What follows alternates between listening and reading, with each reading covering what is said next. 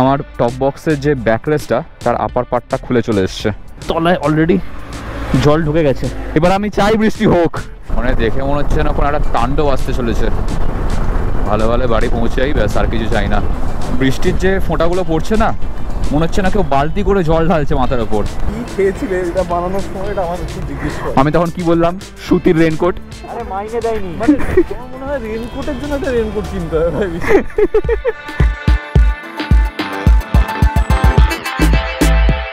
বাইকে সমস্ত luggage set করা হয়ে গেছে। আমরা এখন জাস্ট এক কাপ করে চা খাবো। এই আমাদের চা চলে এসেছে, গরম গরম চা। আমরা এই খাটিয়ায় বসে আরামসে এখন চা খাবো, চা খেয়ে নিয়ে বেরোবো। আর এই সামনেটা এই যে দেখতে পাচ্ছ হাইওয়েটা, মানে NH-19 যেটা একদম ওপর দিয়ে গেছে। তো আমরা একদম হাইওয়ের ধারেই রয়েছি। বাইক নেব, এখান থেকে সোজা বেরোবো।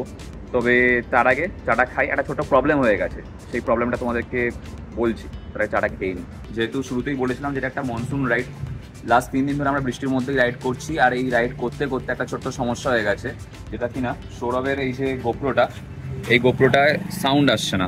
এই যে মাইক অ্যাডাপ্টারটা রয়েছে, এই মাইক অ্যাডাপ্টারটা জল লেগে খারাপ হয়ে গেছে। এই সাইডে এখানে ব্লুটেকের এই যে চুইংগাম টাইপের জিনিসটা হয়, ওটা দেওয়া ছিল না, তো যার জন্য খারাপ হয়ে গেছে কোনোভাবে জল ঢুকে। এখন ব্যাপারটা হচ্ছে এই মাইক অ্যাডাপ্টারটা চেঞ্জ করতে গেলে 4,000 টাকার উপর খরচা রয়েছে।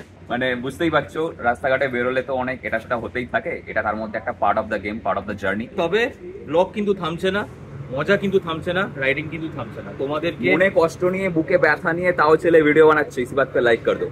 খারাপ লাগে এই আর কি, এতটা রাস্তা এসে যদি ভিডিও করতে না পারে, যদি তাতে ভয়েস না আসে ঠিক মতন, খারাপ লাগাটা যে কি লেভেলের হয় সেটা একজন মোটো ব্লগার বা কন্টেন্ট ক্রিয়েটারই বুঝতে পারে।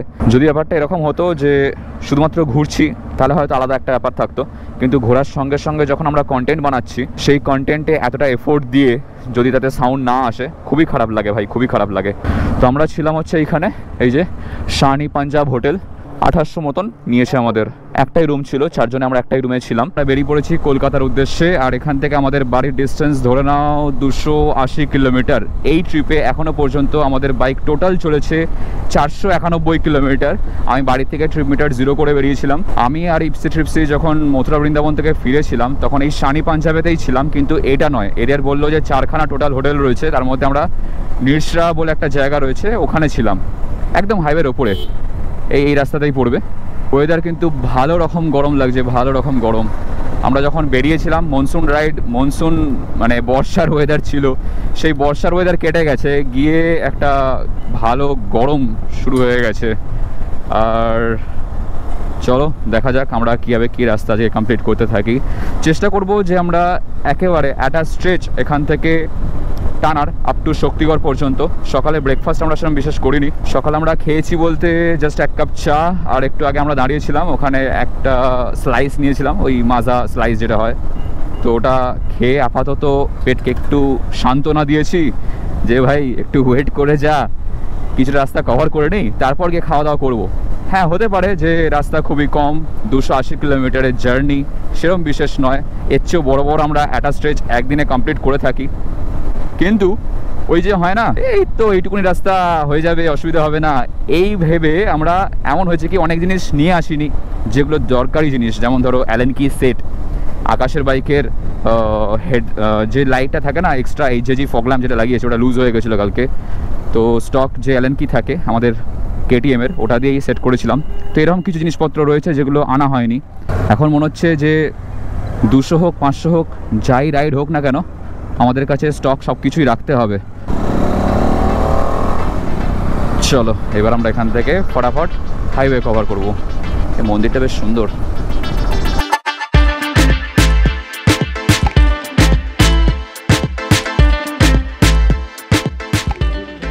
ঘড়িতে এখন বাজে হচ্ছে 1:05। আমরা এখন একটা রেস্টুরেন্ট দেখে দাঁড়ালাম, আর এই এসছে আমাদের আজকের লস্যি ছাড়াও আমরা আরও কিছু জিনিস অর্ডার করেছি, সেগুলো একে একে আসবে।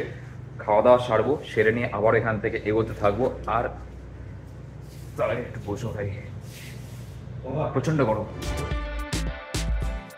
তো খাওয়া দাওয়া হয়ে গেছে, ঘড়িতে বাজে হচ্ছে এখন 2:05। আমরা এবার এগোবো বাড়ির দিকে। আর নেক্সট টার্গেট হচ্ছে আমাদের এখানে ননস্টপ শক্তিগড়। চলো ভাই আসছি।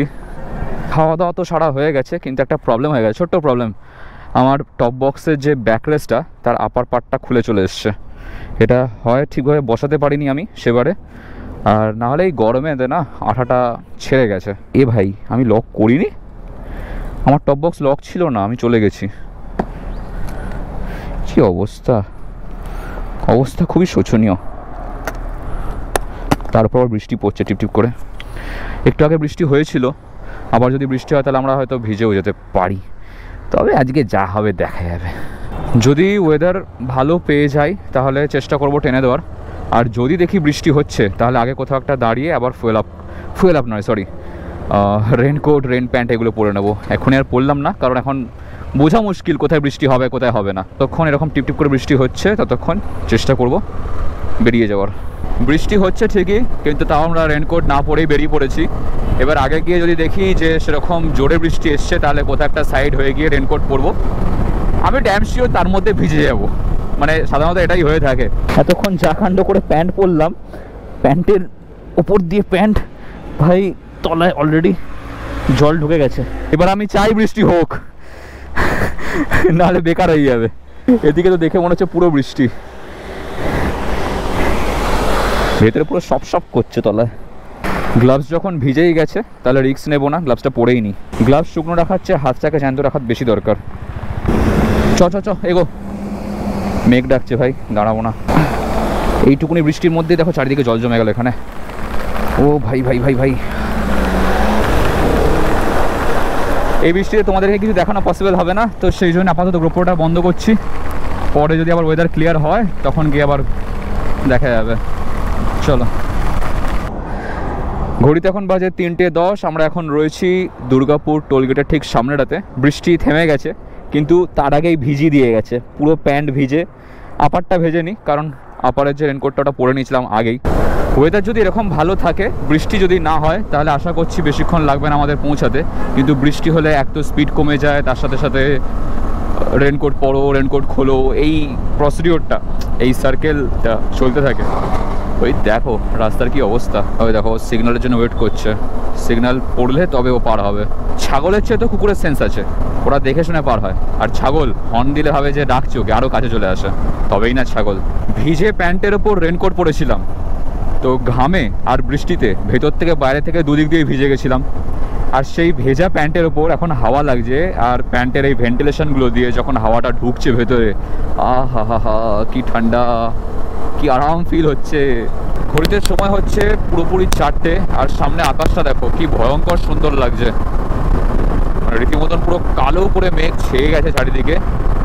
আর আমরা যত কলকাতার দিকে এগোচ্ছি তত আরও মেঘ কিন্তু বাড়ছে।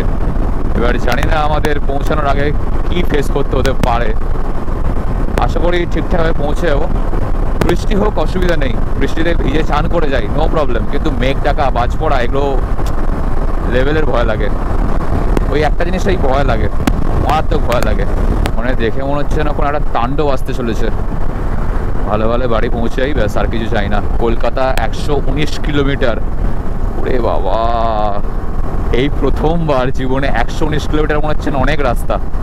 এর আগে এত রাস্তা কভার করেছি, এরকম কোনোদিনও লাগেনি। মনে হচ্ছে এই তো 119 মানে চলেই এসছি পাড়ায়, কিন্তু আজ প্রথমবার মনে হচ্ছে না 119 যেতে গিয়ে কি ফেস করতে আমি জানি না।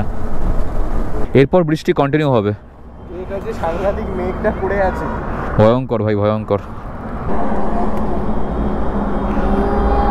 দেখা যাচ্ছে? হ্যালো করে দে। হ্যাঁ, ক্যামেরা। তোর নাম কি? চন্দন। তোর নাম? পড়ে যাবি ট্রেনে, এদিকে সরায়। আর তোর নাম? কার্তিক। আচ্ছা, আদি। এই হচ্ছে বর্ষাকালের মজা প্লাস সাজা। একবার বৃষ্টি আসে, আবার রেনকোট পরো, খোলো, ঘামে ভেজো, তারপর বৃষ্টিতে ভেজো। Nothing to complain about this. সবটাই part of the game, part of the journey. বাপরে, বড় বড় বৃষ্টির ফোঁটা পড়ছে। ওরে বাবা, এটা বৃষ্টি পড়ছে না শিল পড়ছে, কিচ্ছু দেখতে পাচ্ছি না, যেন কালো হয়ে গেছে। জয় বালকনাথ। সাবধানে বাড়ি পৌঁছে দাও, ব্যাস, আর কিছু চাই না। বিভৎস রকমের একটা এক্সপিরিয়েন্স হচ্ছে আজকে। মানে বৃষ্টির যে ফোঁটাগুলো পড়ছে না, মনে হচ্ছে না কেউ বালতি করে জল ঢালছে মাথার ওপর। ওই এতদিন শুনতাম মেঘ ভাঙা বৃষ্টি, মেঘ ভাঙা বৃষ্টি কেমন হয়, আজ যেন একটু হলেও ফিল করতে পারছি। ভাই মেঘ ভাঙছে না ফাটছে জানি না, এই দেখো জায়গায় জায়গায়, এ বাবা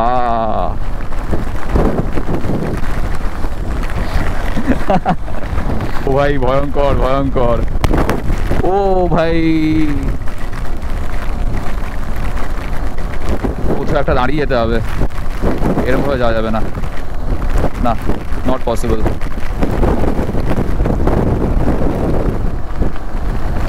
কোনো দাঁড়ানোর মতন জায়গা পেলে তবে তো না দাঁড়াবো, এইরকম ওয়েদারে গাছের তলা তো একদমই সেফ নয়, একদম না। এমন জায়গায় দাঁড়াতে হবে যেখানে বাড়িঘর তো রয়েছে। ও বাবা আবার হাওয়ায় ঠেলা মারছে। মনসুন রাইডে বেরিয়েছিলাম ভাই, লাস্টবার রেমালের মধ্যে বাইক চালানো মনে পড়ে যাচ্ছে।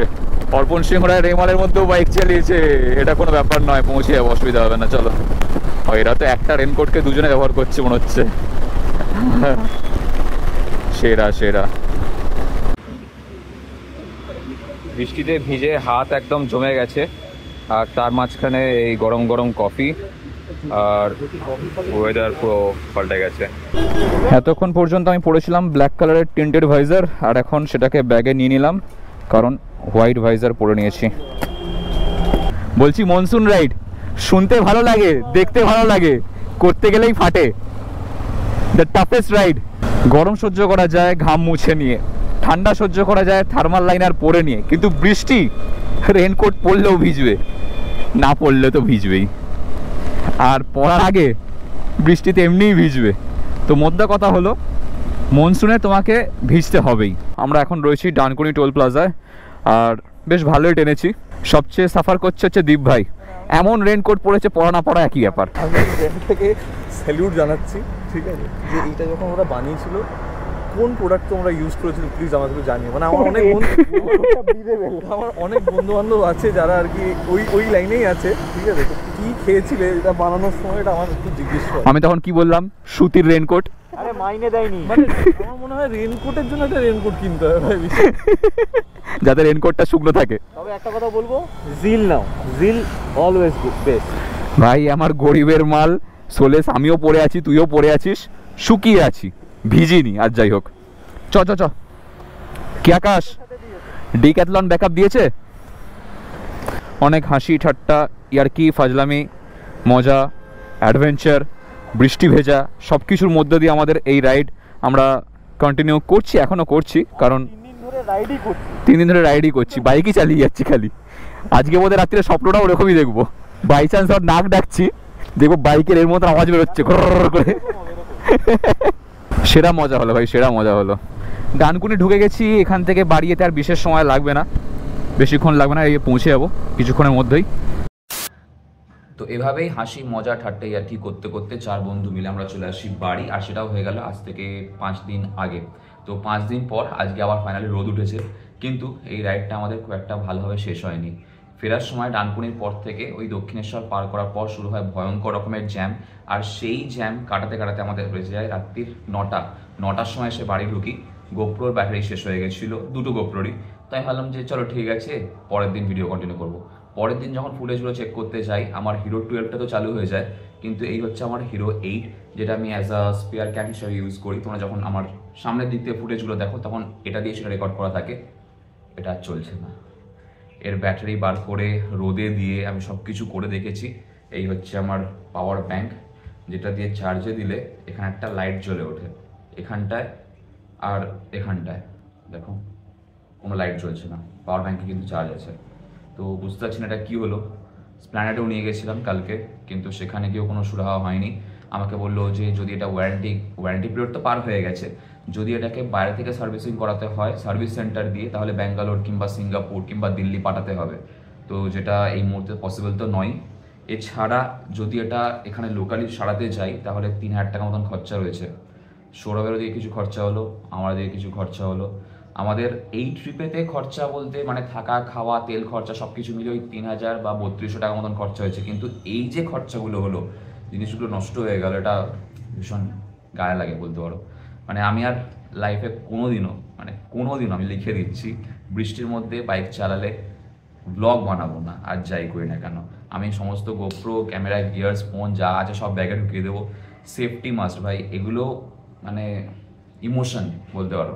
এটা যে কিভাবে আমি কিনেছিলাম যখন ব্লগিং শুরু করি, একটা হিরো 8 গোপ্রো, তো সেটা এখন খারাপ লাগছে, বাট চেষ্টা করবো তাও যদি ঠিক করা যায়। সামনে লাদাখ রাইড রয়েছে, তার আগে তো একটা এক্সট্রা কিছু লাগবে, কিন্তু এই মুহূর্তে আমার পক্ষে পসিবল নয় নতুন একটা গোপ্রো কেনা বা এটাকে বাইরে পাঠানো। তো যাই হোক, এই সমস্তগুলো তো লাইফে চলতেই থাকবে। তো আজকের ভিডিওটা আমি এখানেই শেষ করে দিচ্ছি। ভিডিওটা ভালো লেগে থাকলে অবশ্যই লাইক করে দিও, চ্যানেলটাকে সাবস্ক্রাইব করে দিও, পাশে বেল আইকনটা বাজিয়ে দাও যাতে আমাদের নেক্সট ব্লগ আসে নোটিফিকেশন পেয়ে যাও। দেখা হচ্ছে খুব শীঘ্রই তোমাদের সঙ্গে পরের ব্লগেতে। Till then stay safe, take care, চল বাই। মানে কালকে সকালে যদি এখানে ব্রেকফাস্ট করি, সেখানে দেখতে হবে সেখানে আমি পিয়াজি চিকেন, लस्सी तो बनता है, লাসি, হ্যাঁ পাঞ্জাবি ধাওয়া ভাই। চলো চলো বলে দিচ্ছিস তো? খাবারে ফোকাস করা যাক এবার। Cheers cheers. আমরা এটাও ছাড়ি না, চিয়ার্স উল্লাস তাই না? উল্লাস তুমি আসো চিয়ার্স উল্লাস, চিয়ার্স বলা যাবে না, উল্লাস বলতে হবে।